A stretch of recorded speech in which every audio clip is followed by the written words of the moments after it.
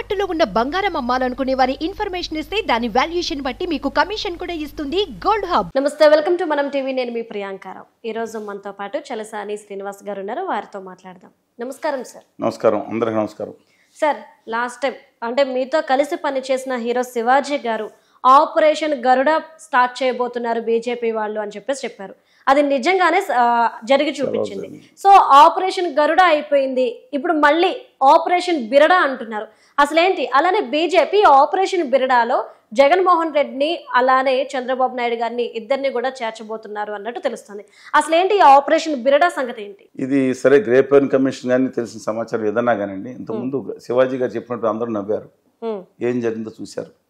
మీరు 2014లో సోషల్ మీడియాలో పెట్టింది ప్రతి ఒక్కళ్ళు వెరిఫై చేసుకున్న అట్లాగే ఉంది, మార్చలేదు. బీజేపీ వాళ్ళు మొట్టమొదటి లాక్కుని చంద్రబాబు నాయుడు గారిని ఫెయిల్ అయిపోయారు, లేకపోతే అది చేశారు ఇది చేశారని నరకయాతన పెట్టి లాస్ట్లో బయటికి వెళ్ళి అవమానించి పంపేస్తారు. ఇది అక్కడ ఏదైతే మీరు వీళ్ళు అక్కడ అకాలీదళం ఏం చేశారో, శివసేన ఏం చేశారో, ప్రతి పార్టీని అటు నితీష్ కుమార్ గారిని చేసి పీల్చి పిప్పి నిర్జీవులు చేశారు, వాళ్ళ ఫూల్ చేశారు చెప్తానని అని. ఏఐడిఎంకే 2 ముక్కలు చేసి సర్వనాశనం చేశారు. వాళ్ళతో కలిసిన వాళ్ళు ఎవరు? వాళ్ళ పొత్తులో వాళ్ళ పొత్తున బలం సగం లాగుతా అంటే వాళ్ళంటే రాముడితో యుద్ధం చేశారు కదా, తెలుసా మీకు? అందుకని ఆయన ఏదైతే ఉన్నారో అలాంటి కన్నా వీళ్ళు అత్యంత దుర్మార్గుల కింద ఎవరు ఉత్తర భారతీయ జనతా పార్టీ ఇవాళ. అందుకని ఆ రోజు జరిగింది. సరే, ఇప్పుడేం జరిగింది? ఆ తర్వాత ఎప్పుడైతే వాళ్ళు గ్రాఫులు చూసుకుంటారు, సర్వేలు పంపించి, ఒకవేళ ఏ టీము వాళ్ళు జగన్మోహన్ రెడ్డి గారికి డైరెక్ట్గా ఆయన టీంలో ఉన్నారు, ఇండైరెక్ట్గా అన్ని బిల్లు మద్దతు ఇచ్చారు. చంద్రబాబు నాయుడు గారు బెదిరించో బద్మాలో అది కుదరలేని పరిస్థితి వచ్చేటప్పుడు అరెస్ట్ చేయించావు. సంవత్సరం చాలా సర్వ ఇబ్బందులు పెట్టి వాళ్ళ చేతిలో కంట్రోల్ తెచ్చుకున్నారు, చూపించారు హేమంత్ సోరెన్ గారిని వాళ్ళని. ఇది ఆరోపణ వాళ్ళ మీద. అందుకని ఇవాళ పరిస్థితి ఏంటంటే ఆ ప్రాంతీయ పార్టీని నిర్వీర్యం చేసేస్తే తప్ప వాళ్ళు రారు. కాంగ్రెస్ పార్టీ ఉన్నా పర్వాలేదు, ఎప్పుడు కమ్మినప్పుడు దెబ్బ కొట్టేసుకోవచ్చు వాళ్ళ ఉద్దేశంలో, ఆడించవచ్చు కాంగ్రెస్ పార్టీని. అందువల్ల ఆంధ్రప్రదేశ్లో ఇప్పుడు తెలుస్తున్న సమాచారం ప్రకారం ఒకవేళ కూటమి ఆధిపత్యంలోకి వచ్చేదట్టే ఉందని వాళ్ళకి వచ్చిన సమాచారం. అమిత్ షా గారు చెప్తున్నారు 17 పార్లమెంట్ సీట్లు నెగ్గుతాయి, పూర్ణ బ్రహ్మతో మేము అధికారంలోకి వచ్చేస్తామని చెప్పారు. అందుకని వాళ్ళు 0.5 లేని వాళ్ళు 25% ఎంపీ సీట్లు తీసుకున్నారు. వాళ్ళకి అడగడానికి వాళ్ళకి సిగ్గు లేదని, వాళ్ళకి ఎలాగో లేదని బెదిరించడం. వీళ్ళకి బుర్ర ఉండొద్దు, మాకు ఈ రౌడీ మామూలు ఫీజా ఏం జరగకుండా ఉంటాను ఏంటంటే తెలుగు జాతి ఆత్మగౌరవాన్ని తీసుకెళ్ళి నడి బజార్లో తాకట్టు పెట్టారు. డైరెక్ట్గా జగన్మోహన్ రెడ్డి గారు ఇండైరెక్ట్గా పెట్టారు. కనీసం చిన్న కండిషన్ తెలుగు ప్రజల ఆత్మగౌరవం ఏమీ కండిషన్ లేకుండా నిస్సిగ్గుగా నిర్లజ్జిగా చాలా బాధగా ఉందండి. కనీసం ఎన్టీ రామారావు గారు పుట్టినరోజు వాళ్ళ తెలుగు జాతి ఆత్మగౌరవాన్ని ప్రత్యేకంగా ఆయన పోరాడారు. అందరికేసారి ప్రకాశం గారు ఆ రోజు అంత గట్టిగా గాంధీ గారితో భేదించారు అస్తిత్వం కోసం. హూ మేరిట్ మేబీ రాజశేఖర రెడ్డి గారు కూడా తన హక్కులు ఆయన వినయంగా ఉండొచ్చు, కేంద్రంతో తన హక్కుల్ని తాకట్టు పెట్టలేదు, ఢిల్లీ పాఠశాల దగ్గర తాకట్టు పెట్టలేదు ఏ రోజు కూడా. అలాంటి పరిస్థితి చంద్రబాబు గారు 99లో కూడా ఆయన చక్రాన్ని తిప్పిన పరిస్థితి. ఇవాళ మొత్తం అందరినీ గుజరాతీ పాదుషాలు లేదా మిగతా వాళ్ళు కాళ్ళ కింద పెట్టి తొక్కి ఆడిస్తూ ఉంటే చేత లేని చావ కానీ సిగ్గులేని సమాజం అని జనం అంతా ఇతర రాష్ట్రాలు అనుకుంటుంటే గుడ్డిగా 100% ఓట్లు వేసారు వీళ్ళని. ఏం మాట్లాడాలి మనం? అందుకని ఈ ఆపరేషన్ బేటా కార్యక్రమంలో ఫస్ట్ వీళ్ళు అధికారంలో రాగానే జగన్మోహన్ రెడ్డి గారి దాని మీద కేసులు ఇండైరెక్ట్గా వేగవంతం చేయటం, వాళ్ళని బెదిరించడం, ఏం చేయటం, మొత్తం 25 నుంచి మీరు 3 సంవత్సరాలు పట్టడం, కొన్ని నెలల గడువులోనే మొత్తం ఆ జగన్మోహన్ రెడ్డి గారితో ఉన్న బ్యాచ్లో అత్యధికుల్ని ఉత్తర భారతీయ జనతా పార్టీలో చేర్చుకుంటాం. అది కూడా ఒక మాజీ మంత్రి గారు, గట్టి ఇన్ఫ్లుయెన్షియల్ ఉన్న వ్యక్తి, కనీసం ఒక 9 మంది ఎమ్మెల్యేలు ఆయనతో ఎప్పుడు 24 గంటలు టచ్లో ఉండే మనిషి.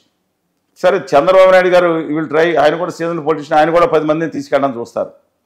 ఆ తర్వాత ఆ పార్టీని నామాత్రం చేయటం, ఆ పార్టీ వాడు కాంగ్రెస్కి వెళ్తే ప్రోత్సహించడం, ముక్కలైపోద్ది కదా, 2గా వెళ్ళిపోతే ఆ పార్టీ పెద్ద ఇది కాదు, కాంగ్రెస్ పార్టీ సగం ముక్కలు ఏం చేస్తాయి.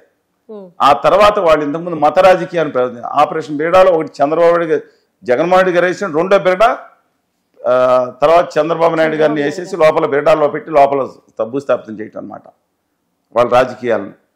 అందువలన ఇది అయిపోయిన తర్వాత ఇంతకుముందు మత రాజకీయాల్లో ఫెయిల్ అయ్యారు కాబట్టి కుల రాజకీయాలను అడ్డం పెట్టుకుని తనకు నచ్చిన వ్యక్తులను పెట్టుకుని ఒక మేము it may take 1 year 2 years మళ్ళీ మనం చూస్తాం, లేదా అటు ఇటు ఎక్స్టెండ్ అవ్వచ్చు, డిపెండ్స్ అపాన్ పరిస్థితిని బట్టి. ఆయన షెడ్యూల్ పేరుని కొన్ని మోడీ గారు, షా గారు, అప్పుడు ఈ పరిస్థితి ఉండకపోవచ్చు, లేట్గా ఇంప్లిమెంట్ చేయొచ్చు సిద్ధాంత వైజ్. వాళ్ళ అధికారంలో ఉంటేనే సుమా ఇది.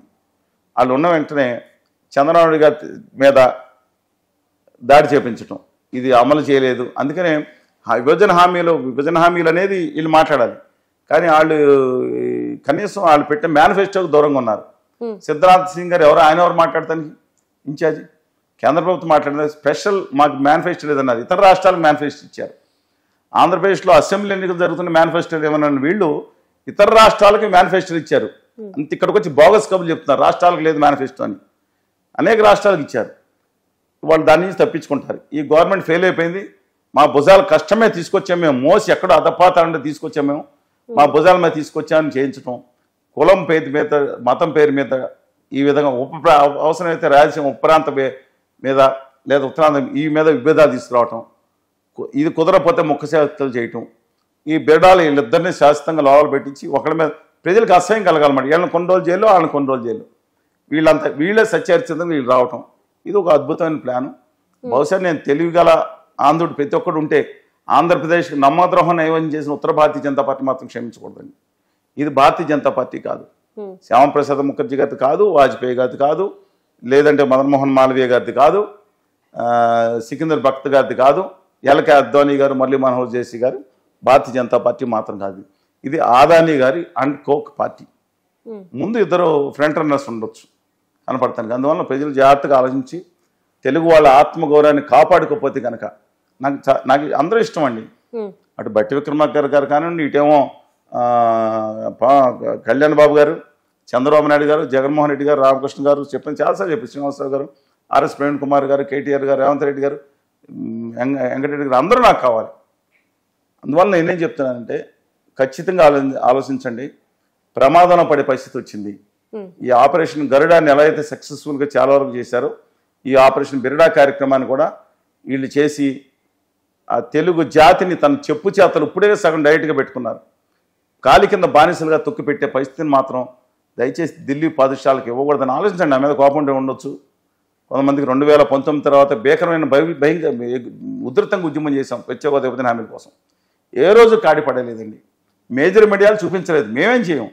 ఈ ఢిల్లీలో ఎంతమంది కేంద్ర మంత్రి చేసాం, ఎన్నిసార్లు ఉద్యమం చేసాం. రాష్ట్రం అంతా బస్సు యాత్రలు, సమర యాత్రలు, విద్యార్థి యువజన కలుపుకుని 26 జిల్లాలు దీక్షలు, ధర్నాలు అప్పటికంటే ఎక్కువ చేశాం. కానీ 90% మీడియా చూపించలేదు. That's up to them. Let us wait and see. State బాగుండాలనుకుంటే జాగ్రత్తగా మనం ప్రజల హక్కుల కోసం, ఆత్మగౌరవం కోసం ఈ వీడియో ఇవాళ ఎన్నికల గురించి చేసింది కాదు. ఎన్నికలు తెలుగు జాతి ఆత్మగౌరవం కోసం చేసింది, ఆంధ్రుల హక్కుల కోసం చేసింది. ఇదైన తర్వాత తెలంగాణ కూడా నాటబో కేసీఆర్ గారు బుర్ర తక్కువయ్యి మిగతా ప్రాంతీయ పార్టీని తెలిసి ఎల్లగొట్టారు, జీర్ణం చేసుకోవడానికి ప్రయత్నించారు.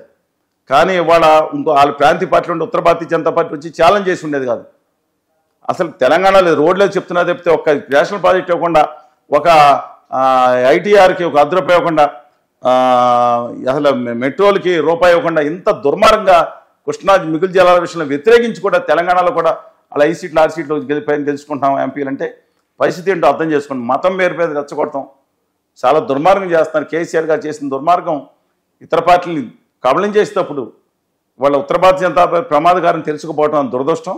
వాళ్ళ ప్రజలు జాగ్రత్తగా తమ హక్కులు నేను కూడా చెప్తాను. ఉత్తర భారతీయ జనతా పార్టీ ఆంధ్రప్రదేశ్కి తెలంగాణ చేసిన అన్యాయాలు, మోసాలని సవరించుకుని ప్రత్యేక హోదా విభజన హామీలన్నీ అమలు చేసి ఈ బడ్జెట్లు చేసి బయటకు వస్తే వాళ్ళని అధికారులు అమ్మనని తప్పేంటి? నాకేమైనా వ్యతిరేకం ఉంది లేదు కదా. Thank you so much. నమస్కారం, అందరికీ నమస్కారం.